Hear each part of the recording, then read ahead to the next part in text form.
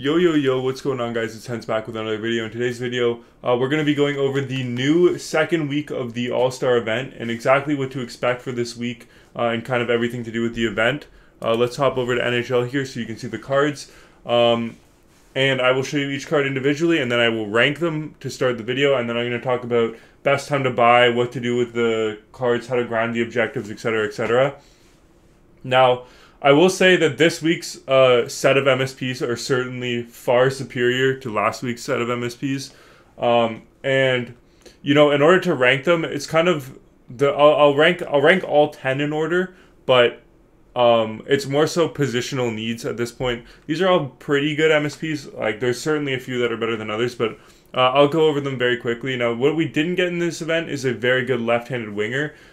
So that's kind of the one position that, you know, it kind of still needs to be filled. But yeah, in last place, in the person that I would recommend to build the least, it's going to be Marty Brodeur. Like, don't get me wrong, I love Marty. He's a great goalie in real life. He's a great guy in real life. But this card, it just doesn't seem worth it for the cost it's going to take to make this card. He's not insanely good in any, you know, specific attribute. He does have very low aggression. That's the one thing that he's got, but everything else is kind of average. His abilities are okay at best. He's got good synergies to be honest, but they only give you 1 point on like the Team of the Years. So I wouldn't even build this card just for synergies. This is not a good card, and I would highly recommend other cards such as the 87 All-Star Allmark even is a very good alternative to Brodeur. Second up here in the second last slot is going to be BLAYRE TURNBULL. Now, this is another one of those cards that's pretty good, pretty solid in every, you know, aspect of her card, but she just doesn't live up to the heights of the other cards in this list. So she would come in at our number 9 spot. Number 8 is going to be KENDALL COYNE SCHOFIELD. Now, I do know somebody in my Discord has used her and said that she's very good. She does have some of the best abilities in the game. She kind of reminds me of my Amanda Kessel that I have, but I just don't quite know if she's going to be as good as Kessel is. She might be, for all we know, but I don't know. I would say that she's probably going to be a very good card in game. I just, for the cost, again, I don't know if it's worth it to make these cards. She's got a little bit lower strength than Kessel does, I think. And she doesn't have any synergies that can boost her strength. I think Gladiator gives you body checking. I can't remember, though. So she would be coming in at number 8. At number 7, I am going to go with... It's a tough one for me. I'm going to go with Wayne Simmonds. Not because he's a bad card. I actually used him in game at his 84 just to grind objectives, and I thought he was pretty solid. It's just he's not quite as good as some of the other cards. And Sleeves said he tried him, and I can agree with this. Just since he's such lightweight, he's going to get knocked off the puck a little bit easier than you would expect with somebody this big and this, I guess, slow. He's not even slow at all, though. He's pretty fast, actually. But yeah, he's a very good card. If you pack him untradeable, I would be jumping up and down. He's a very good card. It's just not quite as good as the other cards on this list because I think this is the cutoff for like where the cards start to get very good. Next on the list, I'm going to go Joe SAKIC. Now, I've used this card, and I actually did not love him that much. He's a little bit slower than you would like for somebody his size.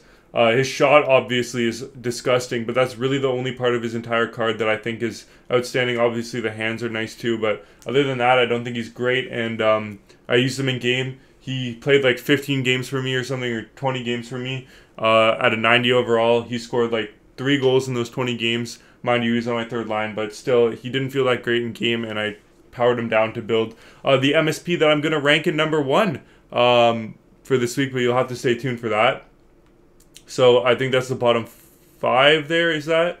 Or bottom, he's 6th place. And then next up, we're going to have Paul Coffey. Now, this is a very, very good card. Again, if you packed him untradeable, I'd be super happy. He's just not better than LIDSTROM, so that's why I'm putting him at this spot in the list. LIDSTROM is still slightly better, which is why I'd rank him ahead. But, you know, if you pack this card untradeable, if you are I guess you're a Red Wings fan or an Oilers fan, then I would make this card. But if you're a Red Wings fan, I'd rather make LIDSTROM. So now there was 1, 2, 3, 4 cards left. So there's Weber, LIDSTROM, Johanssen, and SEGUIN. At number 4, just missing out on the top 3, I'm going to go with Ryan Johansen. And the reason for this is just because he doesn't offer, you know, he's basically a Jay Beagle knockoff with less face-offs and like just not as good, I guess. He's got a better shot than Beagle, but other than that, I would say he's not quite as good as Beagle. He's a very good card in game. I played against him before. He's very good in game. He's just not quite as good as the top 3 on this list, I don't think. And with that being said, coming in at number 3, I'm going to give it to Nick LIDSTROM. Another fantastic card, super fast. Basically a two-way defenseman, unlike Paul Coffey being an offensive defenseman. But this is a very good card. You know, definitely top 3 in the event. And I'd say that there's a big gap between the 4th place and the top 3.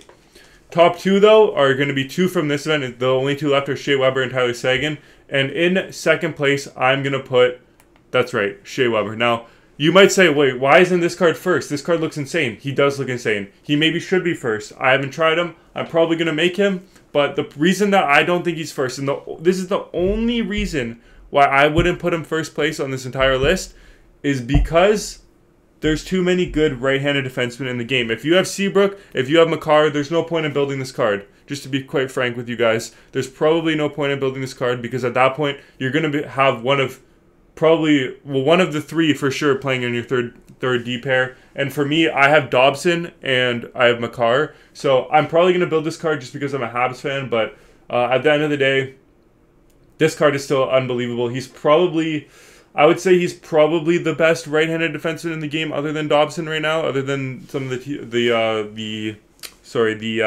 what are they called? The fantasy cards. But other than the fantasy card Dobson, I think he's the best card in the game. He can get Wingman too to get him up to 92 speed mark if you don't want the extra stick checking on him. But, you know, you can put whatever you want on him, really. He's a very good card. You can give him Spark too to give him that extra acceleration boost. And he can get up to actually 92 acceleration and 92 speed, which is why I'm going to make this card because his team builder card last year was unbelievable, so I could see this one being unbelievable too. And then number 1, the card that I already made this week is going to be Tyler Seguin. If you guys have ever used a Tyler Seguin card in game before, you know he's great. In the past, NHL has used one of those like cheap beast cards like to start the game. He's usually 85 overall, somewhere around there, and he had very good speed, very good face-offs. But this card, as you can see, has 99 face-offs, and that is the sole reason why he's in first, because of the longevity on your team. Even if this guy is playing 4th line with you in 2 months down the line, he's still usable just because of that 99 face-offs. You don't need anything, you know, to get him to win face-offs. The only thing I don't like about Seguin, personally, is that he's right-handed. I prefer left-handed cards, and his abilities are kind of lackluster for what he is, but obviously Gold Elite Edges is a great ability, and tape-to-tape is severely underrated. What else would I wish they would have given him? Maybe close quarters or unstoppable force, but even then he's 205 with 92 balance and 98 strength, so he's not going to get knocked off the puck that easily. He's an unbelievable card. I'd recommend putting Booming Shot and Gladiator on him just to get his strength up and make him that much better. You could also put, if you really wanted to, you could put Protector on to get his balance up, but I would prefer the strength on a center, strength and body checking, on a center, and that extra slap shot power and wrist shot power too. Now, that's going to round out the list for me ranking all the MSPs. Let me know what you think, but before we end the video, we're going to be going over a little bit of what's going to happen with the packs in the market. Now, they did release some really good packs in the market today, which means that supply on the market is going to go crazy. They still have these 81 Oliver Ultimate Choice Pack, plus the Ultimate Packs too that they re-released today. And these packs have some quite nice odds on them. So I would say, I would probably guess that for the most part, the supply of cards in the market over the weekend is still going to be very high, which means these MSPs are still going to be relatively cheap to build compared to previous events. So I would hop on and building them now if you want to build them. I wouldn't wait till the weekend. I wouldn't wait till Monday, Tuesday, or even Wednesday. Maybe Wednesday, but I think they're not going to be any cheaper on Wednesday than they will today, or not enough cheaper for you to wait. So that's what I would recommend. A lot of the MSP prices and stuff are dropping. So yeah. With that being said, thank you guys so much for watching the video, and I will see you in the next one. Bye, guys.